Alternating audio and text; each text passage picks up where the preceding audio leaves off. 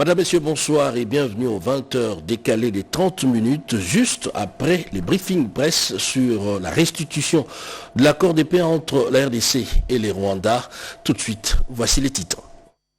Tout d'abord, cette phrase « Je suis disposé à participer à la formation du gouvernement d'union nationale », propos de l'ancien Premier ministre et président national du parti Nouvel Élan, Adolphe Muzito, reçu par le chef de l'État, Félix-Antoine Tshisekedi, dans le cadre de consultations politiques. On fait le point sur ces échanges dans un instant dans ce journal.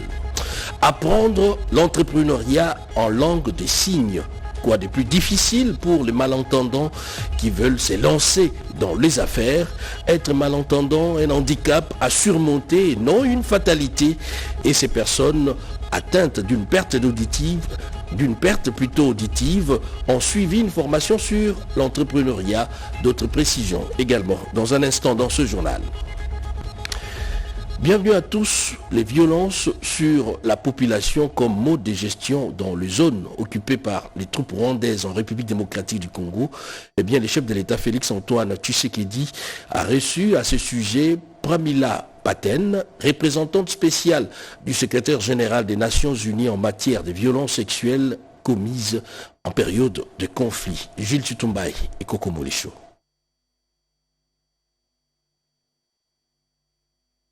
Les Nations Unies suivent de près la situation de violence dans les zones de conflit en République démocratique du Congo. La représentante spéciale du secrétaire général des Nations Unies chargée des questions de violences sexuelles commises en période de conflit a été reçue en audience ce jeudi par le président de la République Félix-Antoine Tshisekedi Tshilombo. Pramila Patten était accompagnée de Madame Chanlielou Moulop, conseillère spéciale du chef de l'État en charge de la jeunesse et de la lutte contre les violences faites aux femmes. Nous avons parlé beaucoup de tout ce qui est violence sexuelle, la violence faite à la femme dans les zones de conflit. Les taux sont vraiment alarmants. On a parlé des taux de violence. Le nombre a extrêmement augmenté en moins d'une année. Et il faudra maintenant trouver des solutions pour la RDC. On a la chance qu'on a le FONAREF qui est mis en place pour pouvoir travailler dans tout ce qui est réparation et tout ça. Et on va s'appuyer dans le programme et la loi du FONARES pour pouvoir aider les femmes, les victimes de violences sexuelles. Le chef de l'État est vraiment concerné par la situation de l'Est de notre pays, bien qu'on a gagné cette victoire, la victoire de la paix, mais il est quand même concerné par les cas de violence qu'il y a à l'Est du pays, la violence sexuelle. C'est surtout de ça qu'on essaie de trouver des solutions pour qu'on en finisse avec ce fléau. Notez que Pramila Patten travaille activement dans la protection des droits des femmes et des enfants, en particulier dans les zones de conflit. Vous allez le voir sur ces images, des pas assurés et sûrs de son élan, comme le nom de son parti Nouvel Élan. L'ancien Premier ministre Adolphe Muzito salue la signature de l'accord de paix entre la RDC et les Rwandais. Il s'est dit également disposé à participer à la formation de la nouvelle équipe gouvernementale. Adolphe Muzito, après Martin Fayoulou, a été reçu par le président de la République Félix-Antoine Tshisekedi. On en parle dans ces reportages de la presse présidentielle. Suivez. C'est une des figures bien connues de la politique congolaise. Ancien Premier ministre et président du parti d'opposition Nouvel Élan, Adolphe Muzito est venu rencontrer le président de la République, Félix-Antoine Tshisekedi Tshilombo, et lui présenter sa contribution sur la sortie de crise. Après plus d'une heure d'échange, il se dégage une convergence des vues sur plusieurs questions d'intérêt national. Mon parti et moi, d'abord, nous avons commencé par le remercier pour les performances réalisées. D'abord, de manière générale, on le critiquait, on disait de lui qu'il se promenait beaucoup à travers le pays, plutôt à travers les pays étrangers, etc. Mais aujourd'hui, les résultats sont là, à savoir qu'il a réussi avec la communauté internationale d'obtenir que le Rwanda soit compris comme un pays qui agresse la République démocratique du Congo en utilisant des sous-fifres, c'est-à-dire des rebelles qu'il crée sur le terrain. Et donc les États-Unis ont obtenu finalement, sous son égide, la signature d'un accord qui désormais permet que les Rwandais puissent se retirer de notre pays ainsi que les rebelles qu'ils ont fabriqués. Ce qui hier était pillé par le Rwanda comme tout simplement un sous-traitant. Désormais, le Congo va l'exploiter ensemble avec le pays du monde, tous les pays du monde et principalement les États-Unis, qui est le chef de file de cette initiative-là. Quant à l'accord de paix signé vendredi 27 juin dernier, le leader du parti Nouvel Élan responsabilise les gouvernements à apporter plus d'éclairage à la population pour faire taire les spéculations. Il est normal que l'accord soit l'objet des critiques de la part des citoyens. Il faudra de plus en plus que le gouvernement l'explique davantage. Mais s'il y a des faiblesses qui s'avèrent, des vraies faiblesses, nous allons amender. Nous allons réfléchir et corriger au fur et à mesure que l'accord va être mis en œuvre. Adolphe Mozito s'est dit disposé à participer dans un gouvernement d'union nationale. J'ai donné ma position pour dire que j'étais disposé à participer à la formation du gouvernement et que pour moi, mes idées, je voulais qu'elles soient prises en compte dans la mesure du possible, quitte à ce qu'on discute avec le président de la République et le gouvernement dans l'ensemble pour qu'on voit, ou la coalition dans l'ensemble pour voir quels sont les enrichissements que je peux apporter qui peuvent intéresser la vision du président de la République. L'ancien Premier ministre Adolphe Mozito a présenté une proposition aux garants de la nation au sujet de l'organisation d'un dialogue dans la mesure du possible. Et dans un entretien exclusif sur Jeune Afrique, les conseillers spéciaux de Donald Trump pour l'Afrique, Massad Boulos, est revenu sur l'accord de paix entre la RDC et le Rwanda. Et il a insisté sur le fait que Washington reste optimiste, mais réaliste. Et quant à la neutralisation de supposés FDLR et les retraits des troupes rwandaises de la République démocratique du Congo, le monsieur Afrique du président Trump a estimé que cela se fera simultanément. Gaborone au Botswana a été pendant un moment capitale de la jeunesse des États membres de la SADC. La jeunesse de la RDC a pris une part active au Conseil de la jeunesse des États membres de la SADC et a porté la voix du pays face aux défis sécuritaires dans la partie est du pays. C'est un commentaire signé Chimène Dondo. Ils ont fait rayonner les couleurs de la RDC au cœur de l'Afrique australe. À Gaborone au Botswana, la jeunesse congolaise a porté une voix forte, engagée résolument panafricaine. Du 26 au 30 juin 2025, la capitale botswanaise a accueilli le Conseil de la jeunesse de pays membres de la SADC. Une rencontre stratégique autour de 5 piliers de l'agenda 2050 de la communauté régionale. À la tête de la délégation congolaise, Loumeya Masuta Jonathan, président du Forum international de la jeunesse africaine pour le développement de l'Afrique, FIJIDA. À ses côtés, 3 visages de l'engagement jeune. Noéla Bouanga, spécialiste des affaires administratives, Régiti Kazala, en fonction à l'Union africaine, et Arelia Boula, expert en intégration régionale. Leur engagement a apporté ses fruits. La RDC accueillera en décembre 2025 la prochaine session du Conseil de la jeunesse de la SADC à Kinshasa. Un succès diplomatique, mais aussi un signal fort. La jeunesse congolaise entre pleinement dans le jeu régional. Ces jeunes ont exprimé leur gratitude au chef de l'État, Félix-Antoine Tshisekedi Tshilombo, pour son leadership et sa diplomatie, mais également à la ministre des Affaires étrangères, Thérèse Kaikwamba, pour son engagement en faveur de la diplomatie congolaise. Et les rapporteurs de l'Assemblée nationale, Jacques Njoli, a procédé à l'ouverture de la 2e édition du cadre de concertation sur l'agenda genre, droits, femmes et jeunes filles. C'est un commentaire de Keren Kankolongo. La violence sexuelle liée au conflit est un crime contre l'humanité et constitue un génocide en vertu du droit international menaçant la sécurité internationale et collective, non sans entraver l'instauration d'une paix durable. Elle a des répercussions sur la santé physique, sexuelle, reproductive et mentale des victimes. Pour commémorer cette journée liée à l'élimination des violences sexuelles en temps des conflits, la structure Afiamama, en collaboration avec l'Assemblée nationale, avec l'appui financier de l'ambassade de France, a organisé la 2e édition du cadre de concertation sur l'agenda genre de droits des femmes et des filles. Le président de l'Assemblée nationale de la République démocratique du Congo, l'honorable Vital Kamerhe, considère qu'il est de notre devoir institutionnel de faire de cette lutte une priorité nationale.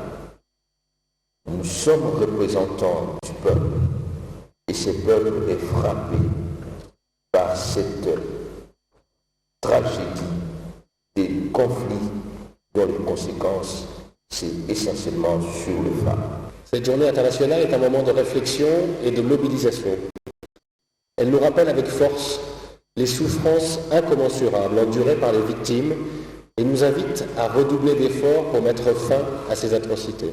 Cette cérémonie a connu la participation des différentes personnalités, notamment le rapporteur de l'Assemblée nationale, le professeur Jacques Njoli, la rapporteure adjointe Dominique Mounongo Anamizi, la représentante de la ministre du Genre, Famille et Enfants, les ambassadeurs de France et de Norvège, différentes structures de la société civile ainsi que d'autres personnalités de marque.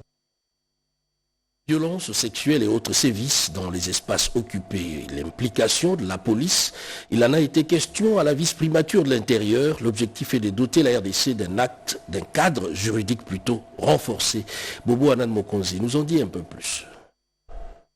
En attendant la mise à jour et la validation de la feuille de route sur l'engagement de la police congolaise dans la lutte contre l'agression sexuelle et harcèlement dans des zones de guerre, la MONUSCO salue l'avancée significative dans le traitement des dossiers et la baisse de l'ampleur de cas de violence à travers les actions mises en place par le vice-premier ministre, ministre de l'Intérieur et Sécurité, Maître Louko Jekme Chabani, pour lutter contre ce phénomène.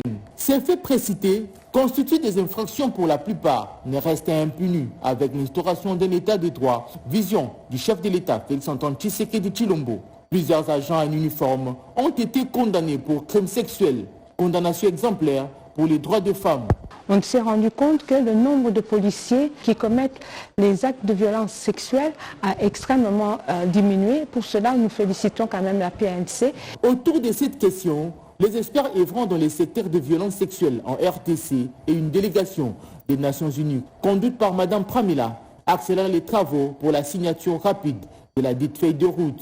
Elle était accompagnée par Mme Chantal Yelou Moulop, coordonnatrice du service spécialisé en charge de la jeunesse, lutte contre les violences faites aux femmes et à la traite des personnes. On doit aussi continuer parce qu'il y a d'autres engagements que la PNC devrait se mettre en place. L'idée est d'actualiser et de doter la République démocratique du Congo d'un cadre juridique renforcé afin de prévoir des mesures de protection spécifiques pour les victimes de violences sexuelles et garantir la protection des populations dans des zones sous occupation des agresseurs. Dans l'entretemps, le vice-premier ministre, ministre de la Défense nationale, Guy Kabongo Mwandiavita, poursuit avec son itinérance dans les garnisons de la capitale. C'est jeudi, il s'est rendu au secrétariat général aux anciens combattants avant de visiter les installations de l'auditorat général des forces armées de la République démocratique du Congo. Sandra Nyangui et Jiresto Fungier. Soucieux de s'imprégner des réalités de chaque structure rattachée aux forces armées congolaises, le vice-premier ministre, ministre de la Défense nationale et des anciens combattants, Guy Kabongo Mwandiavita, ne laisse nulle part où la main n'est pas ses repasses. Son objectif, voir, constater et toucher du doigt le quotidien de ses services afin d'y apporter sa politique qui fonde sur la mise en condition des FARDC suivant le trinôme FEC, formation, équipement et casernement. Cette visite au secrétariat général aux anciens combattants et à l'auditorat général des FARDC s'inscrit dans ce cadre. La mission qu'il m'a confiée le 28 mai de l'année dernière, c'est de réorganiser et bâtir une armée réellement nationale, forte et républicaine. Et dans cette armée, une justice militaire juste, dotée de tous les moyens qui doivent lui permettre d'exercer ses missions que vous venez d'énumérer. Pour la secrétaire générale aux anciens combattants, le général-major Kabwanga, qui n'a pas manqué de remercier Maître Guy Kabongo Mwandiavita, le tout premier ministre de la Défense nationale, a visité leurs installations. Elle a soulevé quelques difficultés rencontrées, notamment la spoliation des terres destinées aux anciens combattants et plusieurs occupations illégales de leurs concessions sans être exhaustives. Maître Guy Kabongo Mwandiavita s'est engagé à s'impliquer personnellement et à user de toutes les voies de droit pour une solution durable. À l'auditorat général des FARDC, l'auditeur général, le lieutenant général Dikoulia Bakoumi a fait un exposé sur le fonctionnement de l'auditorat général des FARDC. Face à cette problématique liée à la capacité d'accueil dans ces prisons militaires, l'auditeur général a plaidé pour la réhabilitation de certains centres pénitentiaires à travers le pays, mais également l'augmentation de leur capacité d'accueil. Fidèle à la mission lui assignée par le commandant suprême des FARDC, Félix Antoine Tshisekedi Tshilombo, celle de rebâtir et de réformer les forces armées congolaises, Maître Gika Bombo Modianvita s'y emploie. La zone économique spéciale des Maluku s'est construite et s'étend au-delà de l'espace prévu suite à une demande croissante. Une mission du CPVS est arrivée sur place pour une évaluation. Diane Balaka pour les détails. Une mission de suivi et d'évaluation pour mettre tout au clair sur la situation actuelle de la zone économique spéciale de Maluku. Mandatée par le coordonnateur du CPVS, cette mission vise deux objectifs principaux: dresser un état des lieux de l'avancement de travaux et s'assurer de la conformité des actions menées sur le terrain avec les directives présidentielles formulées lors des différentes communications officielles. Dans le cadre de la mission du CPVS, du Conseil présidentiel de veille stratégique, celle de suivre et d'évaluer les engagements emblématiques du chef de l'État, il a plu au coordonnateur de ce service spécialisé de la présidence, en l'occurrence M. François Mwamba, de nous mandater de pouvoir venir effectuer le monitoring des travaux de construction et de développement de cette zone. Avec une demande croissante en espace industriel, la zone économique spéciale de Maluku confirme sa vocation de hub industriel stratégique pour la RDC. L'objectif affiché, la création de 6 000 emplois directs dans une logique de transformation locale et de stimulation de l'économie nationale. Le directeur général de l'agence des zones économiques spéciales AZES, Ogi Bolanda, a salué l'initiative du CPVS. Nos remerciements au coordonnateur du CPVS pour avoir diligenté encore cette deuxième mission dans une autre zone économique spéciale ici à Kinshasa. Et le chef de l'État tient à ce que les zones économiques spéciales qui constituent un des piliers importants du PDI puissent se réaliser. Cette mission de monitoring s'inscrit dans la volonté du CPVS d'ancrer la redevabilité dans la gestion des projets publics tout en garantissant une exécution rigoureuse des engagements pris par le président de la République devant la nation. 3 jours d'échange entre jeunes panafricanistes ici à Kinshasa. La réflexion a tourné autour de l'éveil des consciences. Yolande Voka.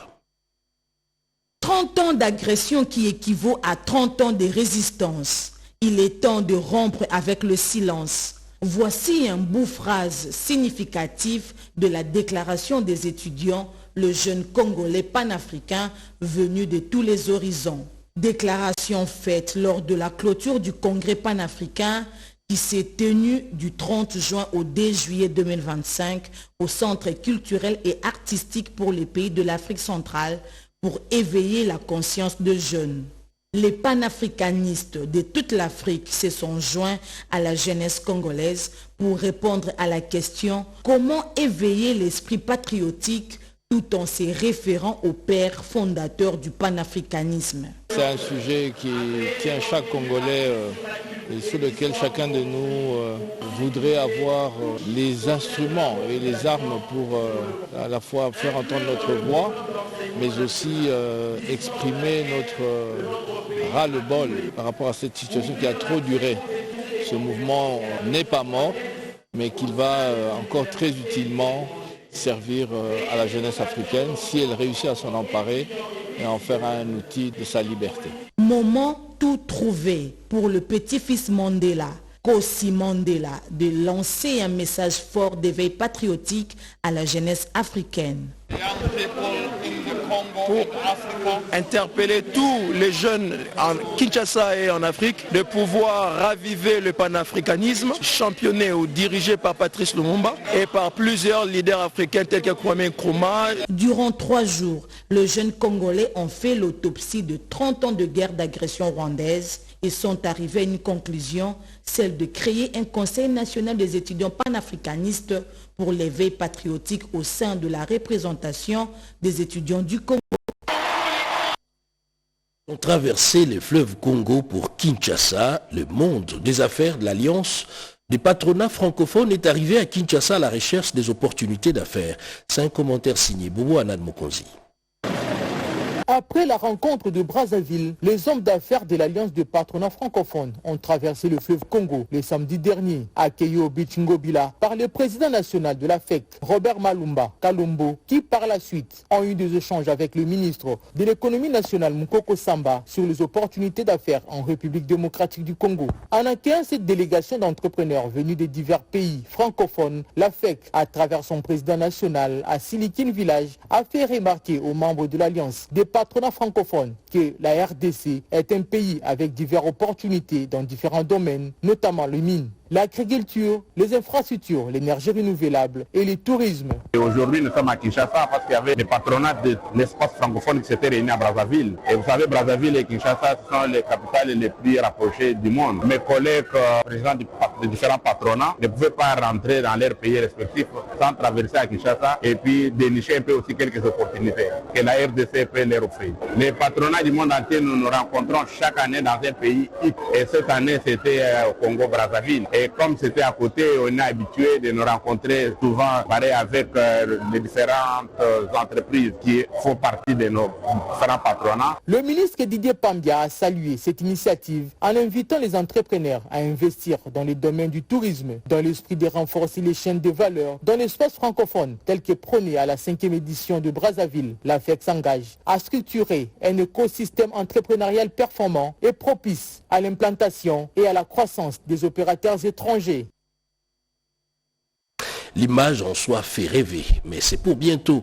Des terrains de football modernes un peu partout dans la capitale. L'Agence française de développement apporte son appui pour sa matérialisation.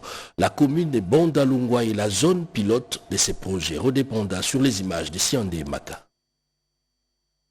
Cette rencontre entre l'Agence française du développement et les bourgmestres de la commune de Bandalungwa, assistés de notables et d'un bon nombre de jeunes, ainsi que de la directrice générale de la RTNC, Mme Sylvie Elenguenyimbo, native de cette municipalité, rentre dans le cadre de la mise en œuvre du projet conclu entre le gouvernement de la RDC et la France lors du séjour du président français Emmanuel Macron en RDC pour la construction de terrains modernes dans la ville-province Kinshasa. Bandal est la commune pilote de ce terrain.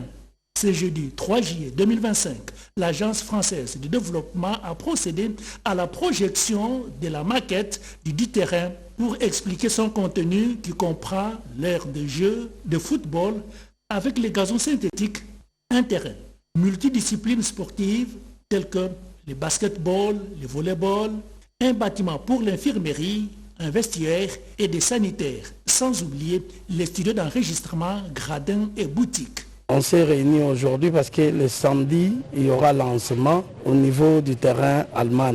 L'agence qui chapeaute le projet voulait bien éclairer encore un peu plus la lanterne des uns et des autres à ce qui concerne la faisabilité, quels sont les intérêts et tout.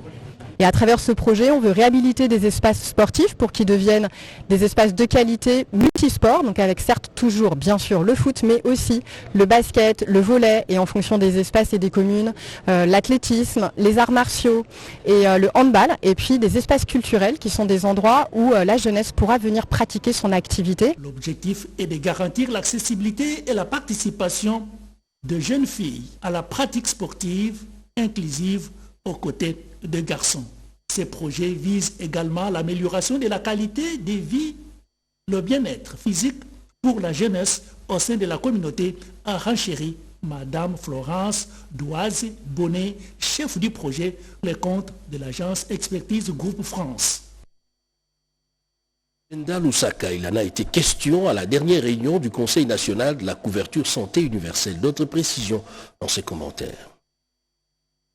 C'est à l'Institut national de la santé publique que le coordonnateur du Comité national de la couverture santé universelle, le Dr Polydore Mbongani Kabila, a réuni les différentes parties prenantes du secteur de la santé. Objectif, jeter les bases d'une formation claire et d'une mobilisation concertée autour des prochaines étapes de l'agenda de Lusaka et de la mise en œuvre effective de la couverture santé universelle en République démocratique du Congo. À l'issue des échanges, le Dr Polydore Mbongani Kabila a présenté de manière succincte les résolutions adoptées lors de cette réunion de réflexion. Conscient des défis que doit relever le Conseil national de la couverture santé universelle, son coordonnateur a également exprimé les attentes de la coordination nationale vis-à-vis de l'agenda de Lusaka. Nous attendons sur deux choses. La première chose, c'est mobiliser des ressources, tant techniques bien sûr que financières, pour permettre à ce que nous mettions en place l'agenda de Lusaka pour la mise en œuvre de la couverture santé universelle, dans le sens d'un seul plan, un seul budget, un seul mécanisme de suivi et évaluation, mais aussi de démarrer le démarrage des travaux de planification pour appuyer les provinces. Parce que vous savez, nous ne pouvons pas prétendre à ce que tout le monde s'aligne s'il n'y a pas un plan qui est clair. Et pour cela, nous nous sommes mis d'accord pour appuyer les provinces dans leurs efforts de planification. Pour concrétiser la couverture santé universelle en RDC, le Conseil national de la couverture santé universelle met en place plusieurs stratégies visant à garantir à chaque Congolais un accès équitable et qualitatif aux soins de santé. On parlait dans le titre, le malentendant qui s'élance dans l'entrepreneuriat et apprennent avec la langue des signes. Mireille Ndeke nous en dit un peu plus dans ces reportages. Depuis près de 6 semaines, les interprètes ont bénéficié d'une immersion dans les classes classiques pour s'approprier les concepts de la formation. Les manuels sont traduits en langue adaptée aux origines linguistiques. On nous a donné d'abord la chance de suivre la formation en entrepreneuriat parce que oui, on sait interpréter, mais on n'avait pas de notions en entrepreneuriat. Et cela aussi nous a permis de traduire le manuel de la formation FIP en langue des signes parce qu'il y a des malentendantes qui n'ont pas étudié. Donc là, on devrait mélanger les signes et les signes de la RI et la langue des signes française et la langue des signes anglaise. On met les tout ensemble pour amener le bénéficiaire à accéder facilement à la formation. Et pour en avoir un cœur net, Albert Zefac, directeur des opérations de la Banque mondiale, a pris part à une séance de sensibilisation dans les classes spéciales au collège Boboto, accompagné d'autres experts venus de l'Angola et de Sao Tomé. Avec le geste traduit amplifié par les interprètes, émerveillé, Albert Zefac se montre sensible. Notre objectif, c'est d'éradiquer la pauvreté. Or, à cause de leur handicap, ces femmes malheureusement sont délaissées, sont laissées pour compte dans tous les projets de développement et dans nos communautés. Donc je viens ici particulièrement pour donner ce message. Ce n'est pas parce qu'elles sont malentendantes qu'elles sont incapables. Et ce projet prouve qu'elles peuvent devenir des entrepreneurs qui réussissent et qui s'occupent de leurs enfants, de leur famille. Et c'est ce que nous sommes censés supporter. Il est de noter que ces femmes entrepreneurs malentendantes se concentrent dans plusieurs secteurs, notamment la restauration, la coiffure et la couture. Pour elles, l'inclusion financière n'est pas un supplément d'âme, mais plutôt une exigence. Des PRDC Rwanda salué par certains élus, à l'image du député national Willy Michiki et son parti Action pour l'unité nationale. Suivait. L'accord historique entre la République démocratique du Congo et le Rwanda, signé à Washington, marque une nouvelle ère dans le laborieux processus vers une paix durable dans l'est de la République démocratique du Congo. Cette signature est la concrétisation de la promesse de la campagne du chef de l'État, Félix-Antoine Tshisekedi Tshilombo, celle de mettre fin à plus de 30 ans de conflits dans l'est de la RDC. C'est à travers cette nouvelle dynamique que l'honorable Willy Michiki et son parti, Action pour l'unité nationale, membre de l'Union sacrée de la nation, apportent son soutien au président de la République et à la ministre d'État en charge des Affaires étrangères, Thérèse Kaikwamba. Sous le leadership du président de la République, chef de l'État, son Excellence Félix-Antoine Tshisekedi Tshilombo, ces regroupements politiques haïens, Dieu a félicité et a remercié le chef de l'État. Sa détermination à ramener la paix à l'est du pays et à assurer la sauvegarde de l'intégrité territoriale de la République démocratique du Congo. L'AIN réitère son soutien indéfectible au chef de l'État et demande à toutes les institutions de la République et à toutes les filles et tous les fils de ce pays de contribuer à accompagner le président de la République dans la réalisation de son programme d'action pour l'intérêt supérieur de la nation. Pour Willy Michiki, cela est clair. Nul n'ignore que l'aboutissement de cet accord est le fruit de la diplomatie agissante menée par le gouvernement sous le leadership du président de la République, Félix-Antoine Tshisekedi Tshilombo. L'université de Lubumbashi et ses 70 ans, on en parle dans ces reportages. Lors de la cérémonie de proclamation du jubilé de platine de l'UNILU, plusieurs personnalités et institutions académiques ont adressé leur message de vœux à l'endroit de l'université de Lubumbashi. Le président et le recteur de l'agence universitaire de la francophonie AUF ont exprimé leur reconnaissance au professeur Gilbert Kishiba Fitula pour son engagement au sein de l'agence. En tant que président de l'AUF, à ce moment anniversaire, je veux transmettre toute l'appréciation pour une université des plus dynamiques universités qu'on peut trouver dans l'Afrique centrale et pas seulement. Une université qui est caractérisée par le professionnalisme élevé, par le dynamisme et par une solidarité qu'on a toujours vue de la part de l'université de Lubumbashi à ce moment anniversaire. Vivat Crescat Floreat, l'université de Lubumbashi, sa communauté académique et tous les amis universitaires de la francophonie. Joyeux anniversaire, l'université Lubumbashi, une université chère à mon cœur. L'université de Lubumbashi est une des universités membres de notre réseau et nous en sommes très fiers de cette université et de la qualité du développement qu'elle a réalisé ces dernières années sous le leadership de son recteur. L'université de Lubumbashi fait partie du premier réseau universitaire au monde. Vous savez qu'aujourd'hui, l'AUF a plus de 1100 universités issues de 120 pays. Et la présence des universités de la RDC en général et la présence de l'université de Lubumbashi est très chère à notre cœur. Je souhaite aussi que cet anniversaire soit un anniversaire de la paix pour la RDC pendant cette période un peu difficile et aux différentes crises que nous traversons. Représentant la CEAC, M. David Osséné a remercié l'université de Lubumbashi et son recteur pour leur accueil chaleureux lors des assises du FACESTI. Les recteurs des universités de Gand, de Mons, de Bruxelles ont quant à eux salué les 70 ans d'excellence de l'UNILU. Ils ont souhaité une croissance continue et des collaborations scientifiques toujours plus solides. Travaux à l'arrêt pour des raisons logistiques. Les travaux de réhabilitation de la route de la ville d'Ouvira doivent reprendre. Les caucus des élus de ces coins du pays ont examiné cette question, notamment les députés de ces coins, avec le ministre des Infrastructures Alexis Guizaro. Érudis Kitutu. C'est depuis plus de 3 semaines que les travaux de modernisation de la chaussée d'Ouvira sont en arrêt pour des raisons d'ordre logistique et aussi de contraintes financières. Pour activer les choses, les caucus des députés a rencontré le ministre d'État, ministre des Infrastructures et Travaux publics, pour lui exprimer son inquiétude. Ce projet qui vise à désenclaver ce coin de la province, sa réalisation sera bénéfique quant à la sécurité des personnes et de leurs biens. Nous sommes le caucus de la ville et du territoire d'Ouvira, au sud Kivu, dont je suis le doyen. Et nous sommes venus voir le ministre d'État des Infrastructures, Alexis Guizaro, qui est aussi député élu d'Ouvira, et en même temps ministre des Infrastructures et Travaux publics, pour une question majeure. L'arrêt des travaux de la route de la ville d'Ouvira qui quitte la frontière avec le Burundi en passant par la bifurcation de Kavimvira jusqu'au port de Kalundu. Le ministre d'État nous a rassuré qu'il y a déjà un pas pour avancer. Comme autorité budgétaire, les députés nationaux élus d'Ouvira, satisfaits des échanges avec le ministre d'État des Infrastructures, promettent de jouer leur rôle pour le succès de ce projet tant attendu par la population d'Ouvira. On en parle encore dans ce journal. Eh bien, cette fête a été célébrée avec faste en Égypte à travers la représentation diplomatique de la RDC sur place. Suivez.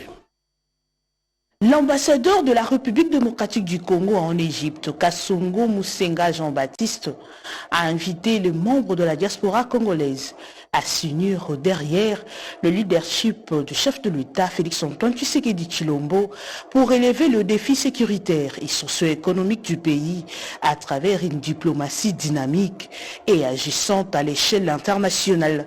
Il a fait cette déclaration lors de la célébration du 65e anniversaire de l'indépendance de la RDC avec la communauté congolaise d'Égypte. L'ambassadeur Jean-Baptiste Kassongo Musenga a profité de cette occasion pour rendre un vibrant hommage au chef de l'État, soulignant son rôle de pilier essentiel dans la défense des intérêts du pays, notamment face aux menaces sécuritaires dans les provinces du Nord et Sud Kivu. Je vous invite, vous membres de la diaspora congolaise en Égypte, à faire corps avec le pays, à vous unir derrière le chef de l'État et à contribuer activement à l'œuvre de la reconstruction et de l'unité du pays. Ne cédons ni à la peur, ni au découragement. Restons debout comme un seul peuple, une seule nation. L'association Femmes de Valeur, portée par le maman de la diaspora, a présenté ses actions en faveur de l'autonomie de femmes et leur rôle dans la lutte contre l'occupation de territoire national. Peut-être pas, la peinture à base de plomb sera interdite des ventes en RDC. Au regard de l'impact sur la santé, l'Office congolais de contrôle a ouvert un atelier pour trouver une autre forme adaptée. Eric Abamba. La RDC est sur la route d'interdire à son tour l'utilisation des plombes dans la peinture, dans des bâtiments, locaux et immeubles.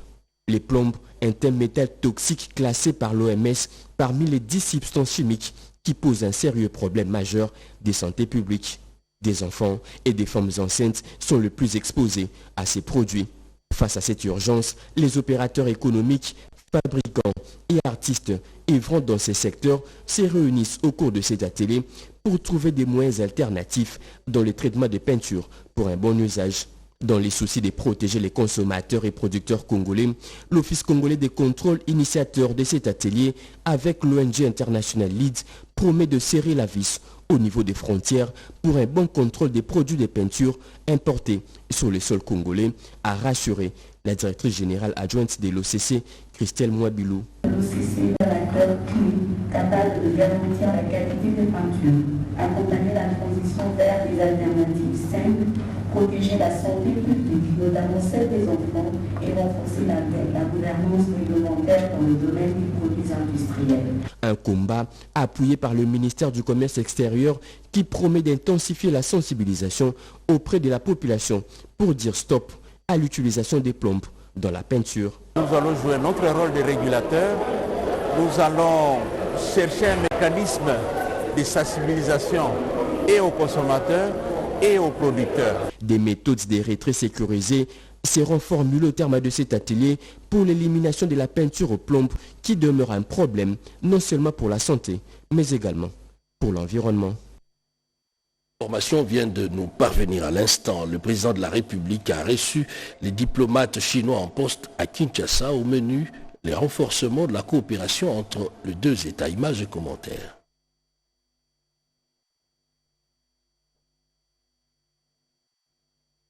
Les relations bilatérales d'amitié et de coopération entre la République démocratique du Congo et la Chine sont au beau fixe.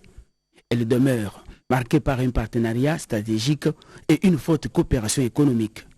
Ce jeudi 13 juillet, l'ambassadeur de Chine en RDC a été reçu à la Cité de l'Union africaine par le chef de l'État Félix Antoine Tshisekedi Tshilombo. Zhao Bin est venu réaffirmer au chef de l'État la volonté de son pays de cheminer avec la RDC dans une vision de coopération gagnant-gagnant.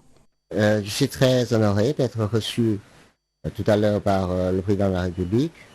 Je lui fais une présentation des projets de coopération qui sont en cours et qui sont à mettre en œuvre entre nos deux pays dans différents domaines, que ce soit politique, économique, militaire, minière, d'infrastructure, etc. Le président a exprimé sa volonté de continuer à travailler avec la Chine pour réaliser un résultat gagnant-gagnant dans la coopération entre les deux pays. Et à travers cette visite, il est pleinement confiant en le développement du partenariat stratégique de coopération globale qui unit la Chine et la République démocratique du Congo.